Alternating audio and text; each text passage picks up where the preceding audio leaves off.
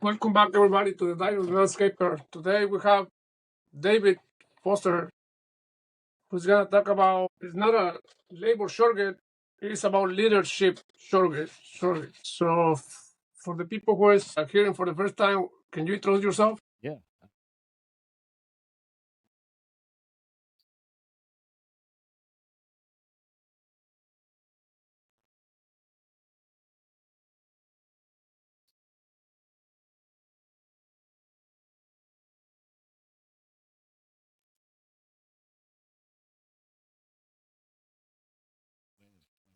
Started businesses, sold 4 of them, all in landscaping, did some logistics and some retail, and love the entrepreneurial life, but landscaping has always called me back, and Okay, excited for the phase that we're in now with growing a family and growing a business family. So excellent, great answer. Thank you. So, are you in the landscape business? How long you been doing landscape for? so just over 24 years now, not solid all the way through because we had our Uh-huh. retail business in there for a little while, but most of that time, yeah.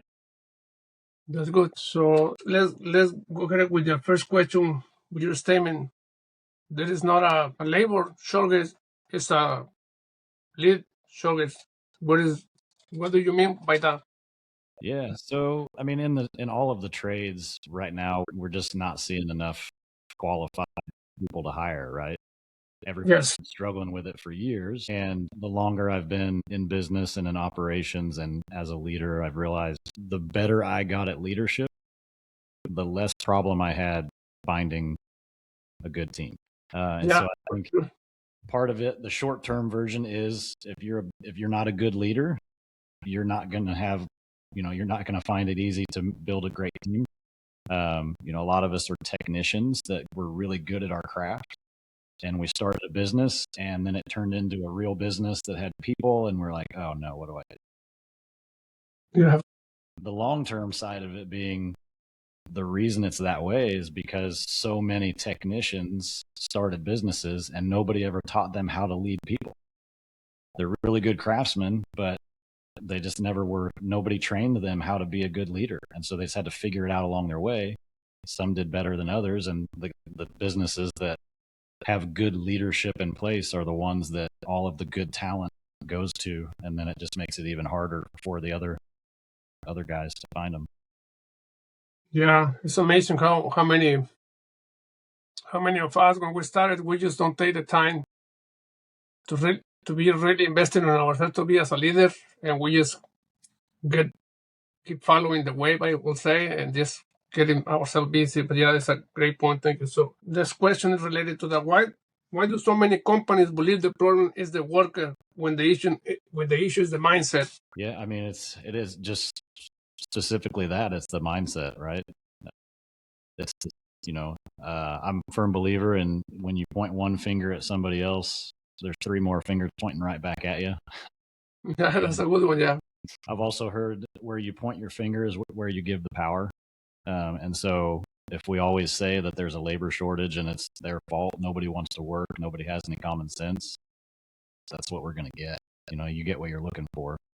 When you switch that around and you say, you know what, it's on me to own my outcome, and I may not be the best leader yet, but I can become one, and start really owning that outcome for yourself and looking in the mirror and developing your leadership skills, developing your ability to understand personalities and how people do things differently and what skills they have that can balance yours and build a true team that operates together. All that starts to mesh much better.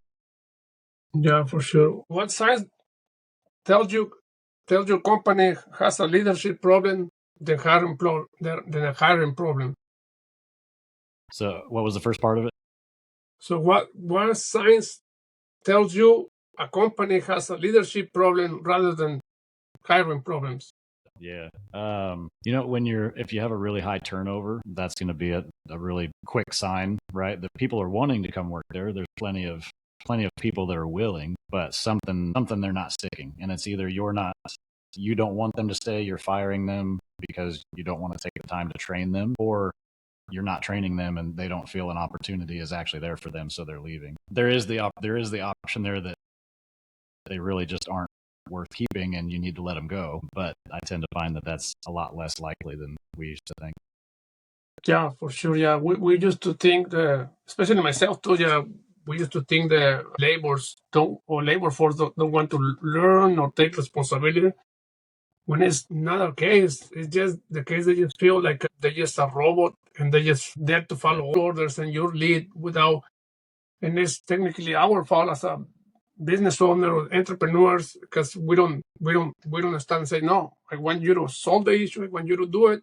I trust in you. No, we say I'd rather do it myself. Sometimes we learn or stay into that leadership position. Many small business owners start with technical technicians, no leaders. Why do that transition become difficult? That's kind of what we were mentioning a few minutes ago, right? Like the school system doesn't really teach us unless you specifically go to like, college or something under leadership studies or specifically take some leadership classes. Just general school isn't going to teach you how to be a leader. They teach you how to solve problems and to be more competitive and individualistic. It's how your grades are done, how we do like a lot of sports it puts us in such a competitive mindset that it's hard to understand the collaborative mindset of a leader and how to build a team. And I'm a really good case study for that because I did really well in school. I had ADD and I was in the hallway more than I was in the classroom, but it was because I was done with my work and I found a way to like kind of work the system in school. I did really well with grades. I did really well in individual sports, but building a team for me was like nobody ever taught me how. And so I just had to fight through all my mistakes over the years of different businesses until, making the right connections in colleagues and learning from my own mistakes to find my way to realizing like this is a whole lot easier if I don't have to do it all myself. It's a lot more fun too when you start seeing other people succeed around you, and because you took the time to mentor them and teach them the skills that they need in order to succeed. Yep, for sure. There is this say the Latinos say. I'm gonna say it in Spanish, but then I'm gonna translate it to English. But they said because there is a lot of Latino workforce here in California. Yeah. So they always say el patrón manda aunque mande mal. So that means the leader always is right, even though he's wrong. So that's a big belief the Latinos say, and sometimes that way. That system or that ideology take us very hard time or challenging to find the labor force to take the training because they're so used to, especially here in my area, to be yelled at it, to be told you're not worth it, you're dumb, you're stupid. So they're so, I will say, they so into that when they get to a company like mine, that I tell them, no, you have a mind, you have value, you should do that, you should do this. They feel like, wait a minute, is something wrong with this guy or something? Yeah, so they find it hard to fit in. Yeah. I believe it. That's the long-term problem that we have to solve, right? For so many years, it's just been a hard-nosed process. The way I grew up in construction when I was a kid, like you just did what you were told, and you had to move fast, and you didn't get really any commendations when you did the right thing. You just were expected to do what you're supposed to do, and the only time you were anything is when you did it wrong. That was farm life, that was construction, that was all of it. And so that mindset, and that because we grew up that way, we kind of feel like, well, that's just how it is and that's how it should be. And everybody needs to experience that. And it's like, well, this next generation doesn't really respond well to that. They'll just go start their own business and be your competitor. So you kind of got right. So it's if you take the time and realize like, oh, I can actually, show them that they have value. They're not just labor. They're not just robots. They're equal. They're equal to you as far as a team goes. We're all together on a team. Your role is just different. Yeah. I like it when some people, they flip the business upside down and they, instead of the owner being on top, the owner's on the bottom supporting the rest of the team. It's a good way. That's an excellent point. Yes. So yeah, I was all my new hires and all the new people that I bring into it now. I always tell this: always start with why. Wait for the order and ask why, especially if they don't know how to do the task, right? Because sometimes we just assume, oh, he was looking for work. We hired him. He must know how to do it, and none is not the case. So that's why I always told them always start with why. Yeah, I love that. What leadership skills are most missing in today's small business that you see? That it's going to be that finding the right seats for everybody for their personality. I think we do a lot of personality evaluations on our team, and it's made a huge difference making sure that we put people on the right team. You know, we might move somebody from our mowing department to our business department because their personality profiling shows that they really like variety. They like to do different things. They don't like to do the same thing all the time. It burns them out, and then they won't perform as well. And they have high attention to detail, which is needed in both, but Yeah. they're a little more social and they like variety. So they like an environment. Being on a mower by themselves with loud motor running, they can't be social, and they're doing the same thing every day, right? So with bed maintenance, they have that variety. They get to talk to their teammates. They get to talk to the customer more often. And so we've seen guys that we thought were just average, okay, turn into like amazing crew leaders and move up to our leadership team when we almost were getting ready to let them go, right? You just got to put them in the right seat and then watch if you're not trained how to recognize that and how to utilize that, how do you do that? So that's one of the biggest things I see missing right now. Yeah, that's a big one. Yes. So and back to that topic, how often do you do the evaluation, or how do you start the evaluation for people who is not aware of that, so you can kind of guide them a little bit for the listener? Yeah, when we first started doing it, we just had our whole team take it in. Like we had our leadership team take it, and then we had some more of the departments take it. And once they've taken it, we just keep it on file. It doesn't really change often, so we don't redo it. Now it's some of our landscape construction department, we do it before we even interview. Okay. In our maintenance department, we've kind of gotten it, where we'll do it after we hire them. That's part of their onboarding.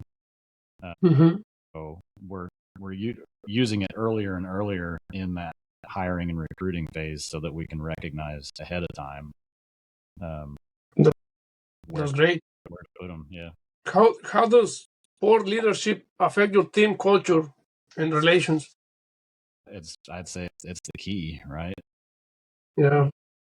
Whatever's happening in the leaders' lives, if there's chaos in the leadership, there's chaos in the whole crew. If there's frustration and burnout, the whole crew feels it, the whole team feels it. And so we always focus on making sure that we're tracking with each other, that we're holding each other accountable, and we're making sure, like, okay, if we start to see some overwhelm, and we're not perfect at it by any means, it still happens, especially during the busy seasons, right? We just got to push through a little bit, but we try to protect each other and have each other's backs when we start realizing, hey, it looks like you're getting a little bit. That wasn't the normal you. It's almost like a Snickers commercial, right? Like, are you hungry? A little edgy, like whatever. But that it does it.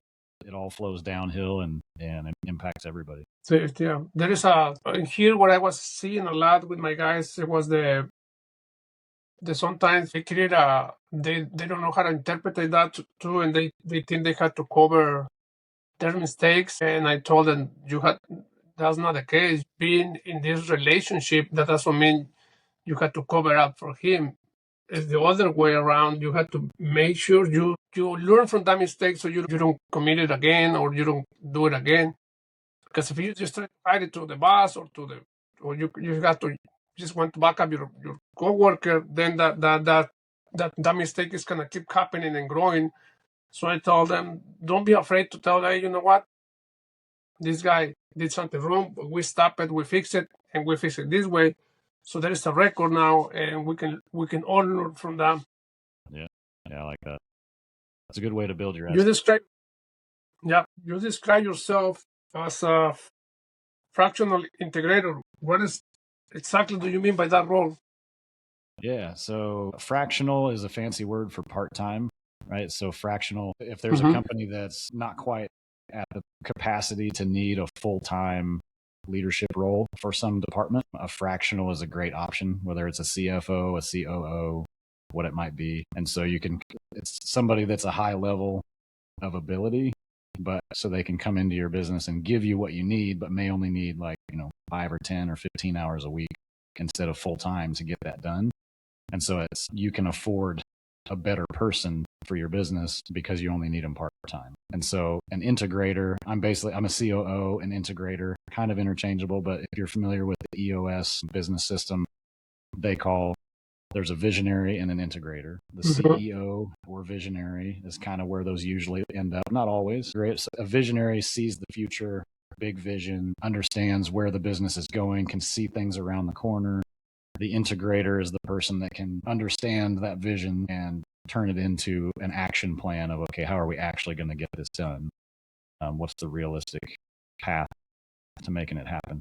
And that's where I sit. So I'm the integrator for our business, and then I also offer fractional services for other companies too that are at that point where they need an operations leader, but they're not quite ready to hire like a full-time GM or operations person because they're not quite sure what that looks like yet. Yeah, that's definitely a very huge, I would say, advice there. If you don't afford to hire full time, you can find that. I wonder if there's something similar here in the area because you're doing that as a side job, right? Or as another business, right? It was how I ended up meeting the owner where I'm at now. That's how we started what I'm doing now for them, and then I just took the full seat of doing the actual role. So I'm on site for this one, but I do it remotely also, and most of the operations stuff can be done remotely, and then the on-site stuff delegated to the right people in a very simple manner. So yeah. So now, yeah, thank you. Now that we're on this topic, at what stage do that business benefit from bringing into an integrator or a SEO? What do you think about that? At what point? Yeah, usually you can muscle your way past $1 million, and probably get to 2 million in revenue if you want to use Okay. maybe somewhere between, 5 to 10 crews is where you, as the CEO or as the owner operator, you're still doing both roles. Like you can do that, but once you hit that, right around that 1 to 2 million and around getting close to 10 trucks, that's where you're like, okay, I need some kind of separation, right? So that's generally the kind of the first stage. And then as you get close to where 5 million to, you might have 12 to 15 crews running, maybe more.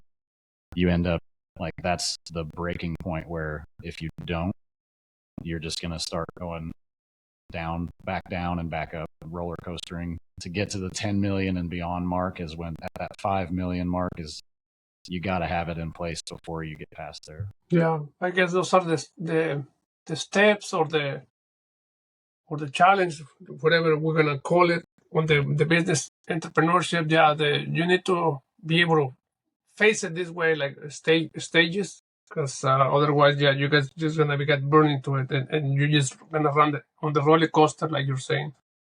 So great one. Why do so many companies keep good employees, while other ones struggle with the turnovers? Is the leadership team strong? Are they casting a vision that produces opportunity, or are they just micromanaging and telling people what to do and not providing opportunity for growth and seeing their own dreams within it? Even outside the landscape industry, most of the businesses I've seen that have thrived, even when other people are struggling to find work or find workers, find labor, find whatever you want to call it, those businesses were thriving because they had clear roles identified. They had clear expectations. They had great structure. They had great onboarding. They provided a clear path for the team to get from day one until where they wanted to go. And they actually cared, where does the team want to go? Not just what does the business need, but okay, how can I position the business to be the opportunity, not just my opportunity? And when that takes the ceiling off of it, right? You might be thinking that, well, I'm happy at wherever my business is going to be at, so I'm just my team is just going to have to do what they have to do. And that's what causes that turnover is if they can't continue to grow and achieve the things they want in life because you're the ceiling of the business, then they're going to go somewhere else to achieve what they can. Yeah, many business owners out there, including myself. At one point, I guess we all have that thought. I might be wrong, but we think that just paying well, that we're gonna keep the employees. But you can pay well and have a poor leadership mindset, and they're gonna be leaving you either way. So it's most likely that you're saying, yeah, just develop and ask them where you want to grow, where you're gonna go in 5 years or 2 years, where do you see yourself in the company. All those things help your company and your crew a lot to feel part of the family. I want to say the business, the family of the business, and they will stay longer and grow with you better. Yeah. My business coach says if your dream isn't big enough for your whole team's dreams to fit inside, then they're going to go somewhere else. So you just got to make your own. Good one. Yeah. Yeah. Why does a healthy team culture look like in a business, in a service business? What does a healthy team culture look like? Uh-huh. Yeah. Clarity, consistency, and accountability.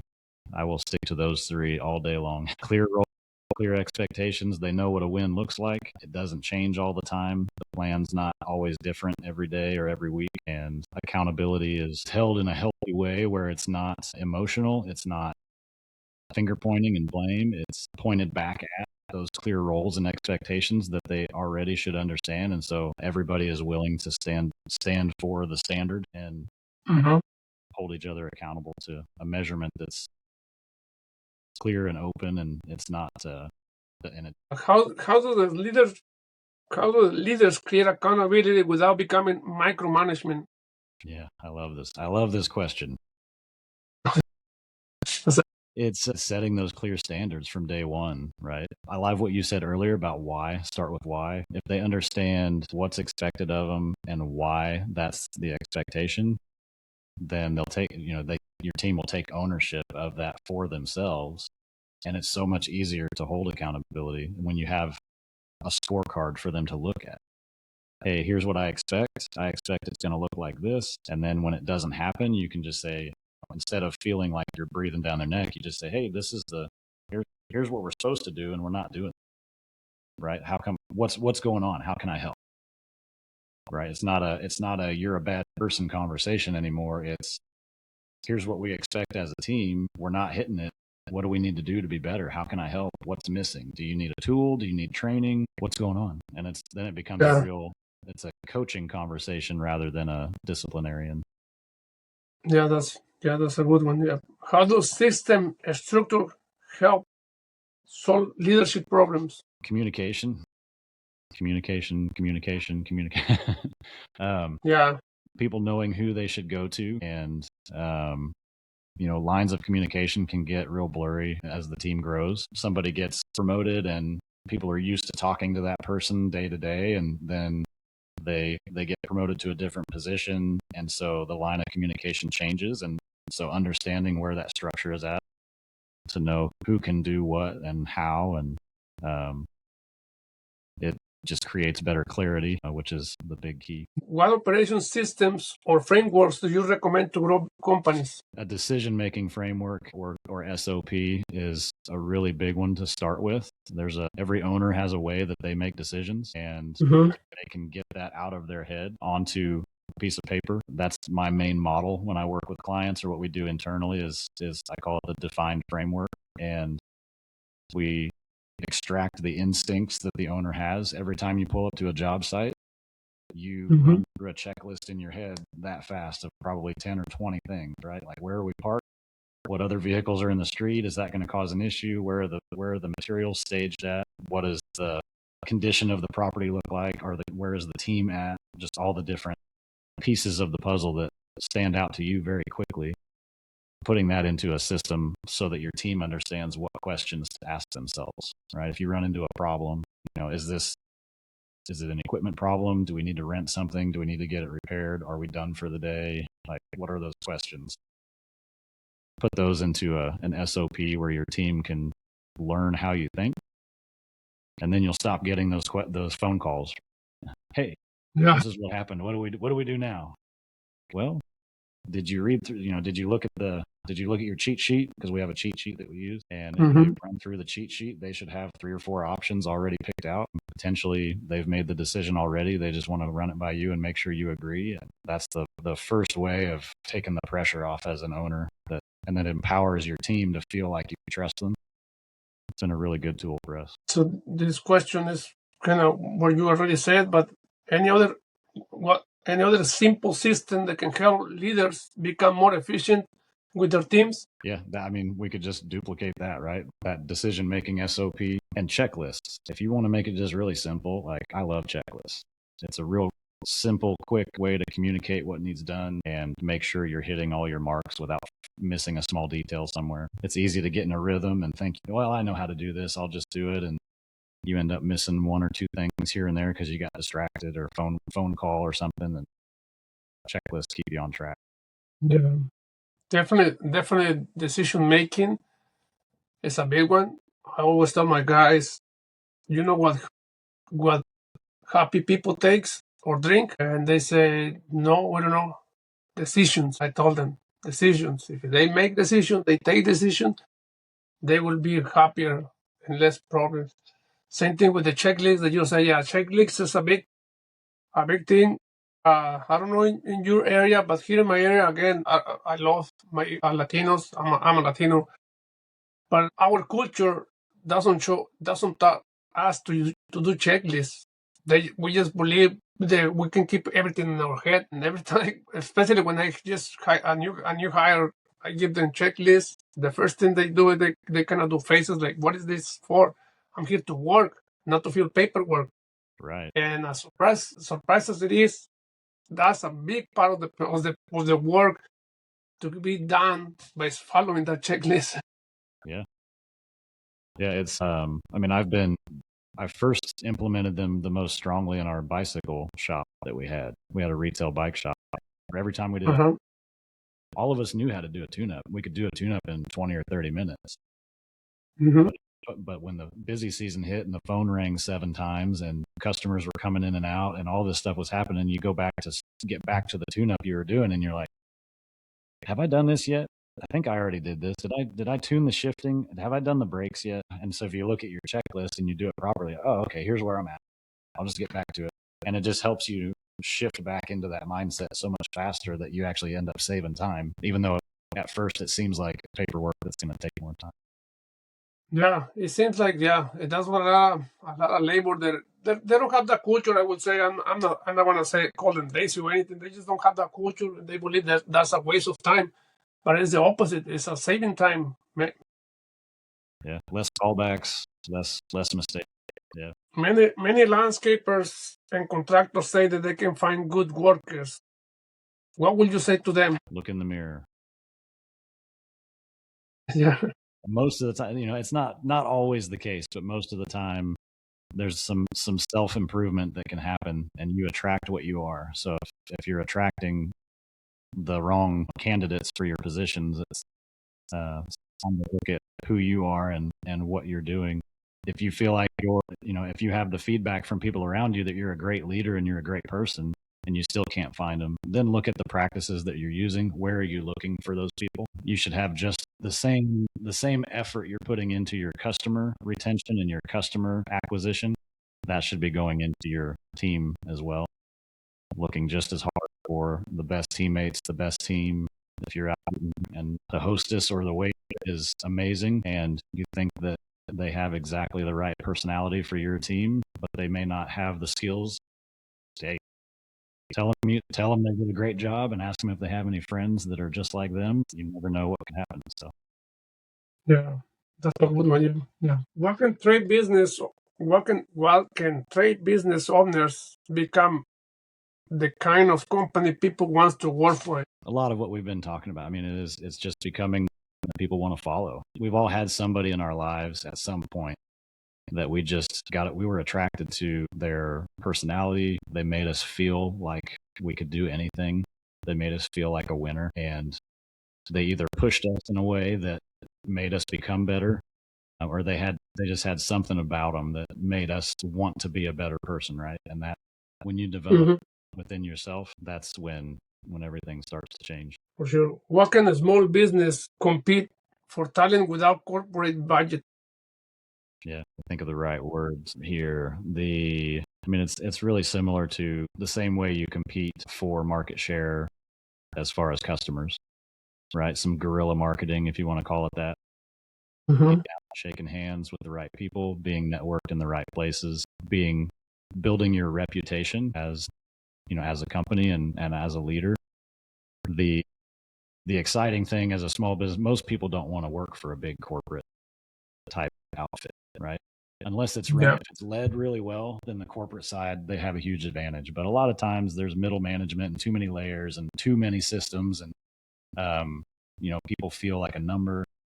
So that's the advantage you have as a small business is mentoring and building people and truly valuing them and having enough clarity and structure that they can see themselves, moving forward, but not so much that they feel like they're just a number in a machine. You are also a husband and a father. How has family shaped the way you lead? Big time. So my second landscape company, the first one we had as a married couple, we started 3 weeks before we got married. I don't recommend that.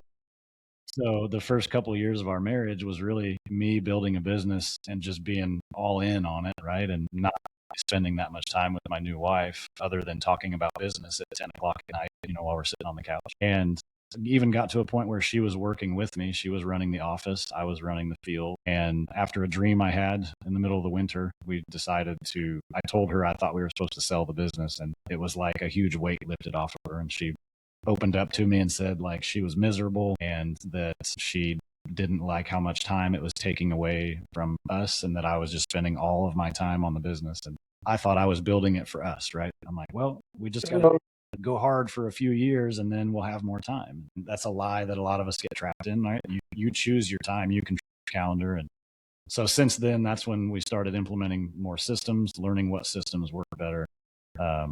And today we weren't able to have kids for a long time. We have a daughter and a son. I get to spend way more time with them now than I would have then. And it has been the thing that pushes me harder every day to figure out how to be better at delegation so I can empower other people and spend more time with my family. How do you balance leadership in business with leadership at home? I don't. I just separate them. It's hard and I don't succeed at it every day, but I try to draw the line where when I'm at work, I'm at work, and when I'm at home, I'm at home. But the way we run our house and our home is really similar to how we run business. We have a family meeting, we have a budget, we have roles and expectations. And, even though my daughter is only 3 and my son's only 2 months old, he doesn't have a whole lot of roles right now, but my 3-year-old has the roles that she's learning are her responsibility. And I try to maintain a consistency at home, just like I do, but lead the same way I do, which is encouraging, empowering, and building the future of what's coming next. Yeah, that's a huge one. I started, I would say, younger, getting my family growing. So I was working for a landscape company at the time when I had my first one, which is my daughter is the older. Now she's 20, so she's in college. Same thing as you say, I try to separate work with home. Yeah. And at the same time, teach her how to, and my son too, my son is 13, so teach them how to be more solving problem and more leadership than just following orders. And there's nothing bad with following orders, but it's just being more prepared. Yeah. That's my son.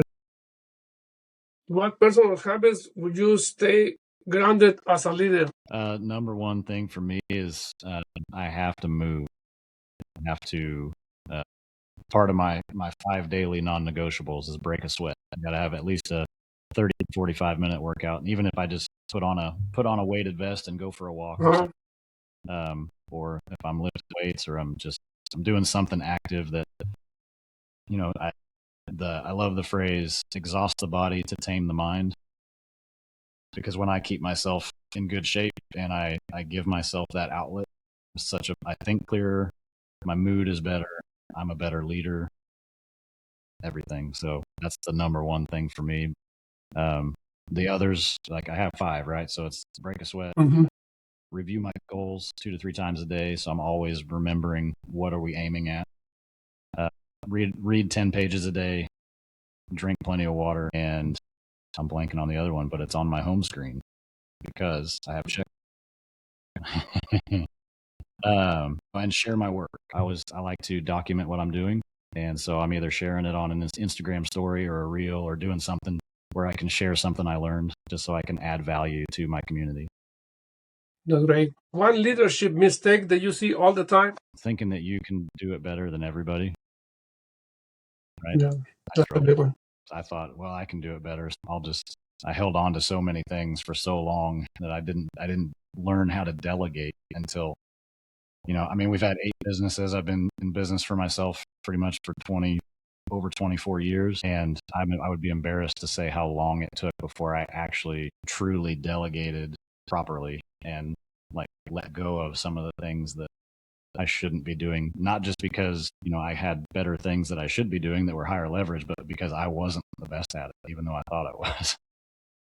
Yeah. So that's delegation is huge, and it's hard.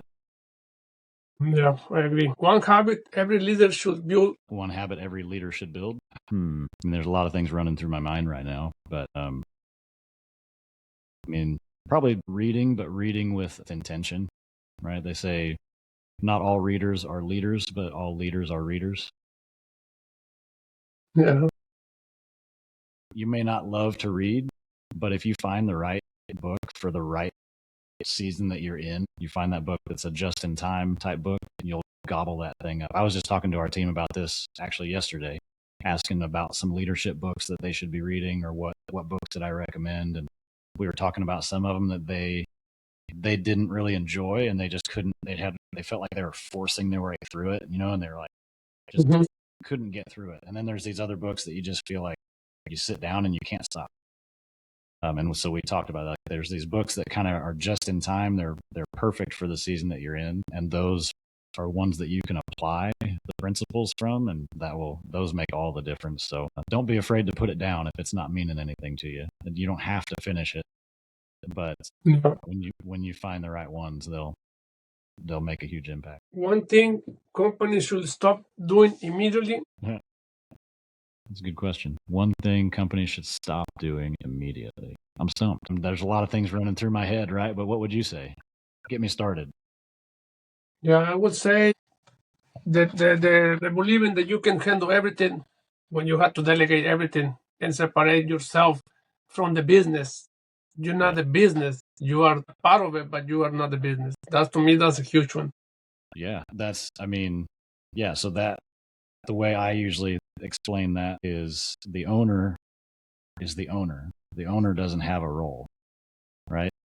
If you're in the business performing a task, if you're doing anything in the business, then that's a completely separate thing. The CEO or the operations manager or whatever role you might be running, that's different than being the owner, right? So if you're hold yourself accountable to the expectations of whatever role you're having, the owner is really just like an investor, or the one who makes the decisions for the big changes. So yeah, I agree. Separate yourself. There's the business, and then there's the role that you have within the business, and those are two separate things. Yeah, and a lot of us, I guess, at the beginning, and some of them still struggling with that. A lot of people struggle to separate the business themselves from the business, because we tend to believe the business cannot run without us. Yeah, the business can run without you or with you, but it's just, since we grow, it's like our baby. We want to carry it all over the place. And yes, at the end, it's hurting us and the business as well. If a business owner is listening, how or what can you tell them if they feel stuck, and what shift do they have to make? What shift do they have to make for? Say it again. If they feel stuck, if a business is listening and is feeling stuck and feel like the business is not moving, it's just plateau or crawling. Yeah. And what shifts you should tell them to do? Take a step back and remember why you started, and then take everything off the table that actually exists, right? Just step back, remember why you started and what you envisioned in the first place, and then rebuild what that looks like, right? Don't worry about what it looks like today. If you feel stuck, it's just like driving. If you're driving down the road in a vehicle and you get stuck, right? Well, imagine you could actually just put it in reverse and back up. Like you go through that in your head. Well, if I was doing this again, I would not have, I wouldn't have hit that ice patch. I would have seen it, whatever. So just back up and pretend you're doing it again. How would you have built your structure? Who would you have hired? And then once, what things would you have done different? And then look at, okay, well, what of those things can I change? What do I have control of? And control the controllables, and don't worry too much about the other stuff, and it'll course correct. But once you start looking at that why, that energy will probably come back, and then you'll have a little bit more oomph to get yourself through. Yeah, great advice. Thank you. So for the people who wants to get in touch with you with your great ideas and everything, or follow you in your social media, you mentioned it, where can they find you? Instagram's a good place. It's official David Forster at Instagram, or on Instagram. You can DM me there, and I love sharing tools and tips and ideas on there. And if you want to DM me SOS, I've got some tools I can send your way that will just help on the decision making on the day to day with your team and how to train them in that. No charge. I just love sharing that stuff. And LinkedIn, if you're a LinkedIn person, I'm on there as well. Just look for David Forster on there, or systemsoversweat.com. That's where, my fractional business lives. If you're in the central Kansas area, you can look up Tossig Landscape, and we'd be happy to build something or service something for you. But so that's the service out of sweat. That's the SO for?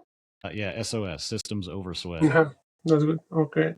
And you said you have some things that you can share, so people can. Yep, I've Thank got you. the Defined Frameworks leadership system that has several tools that we use on a regular basis for our team and with my clients. And it's just some templates, and there's some great templates and systems that you can easily implement within just filling out a worksheet and showing it to your team. Thank you very much for your time. Yeah. I really appreciate your being here and then giving me your time to delegate your ideas and everything. I don't want to take much of your time. 1 hour is enough of your life for us. So thank you very much. Thanks for having me. And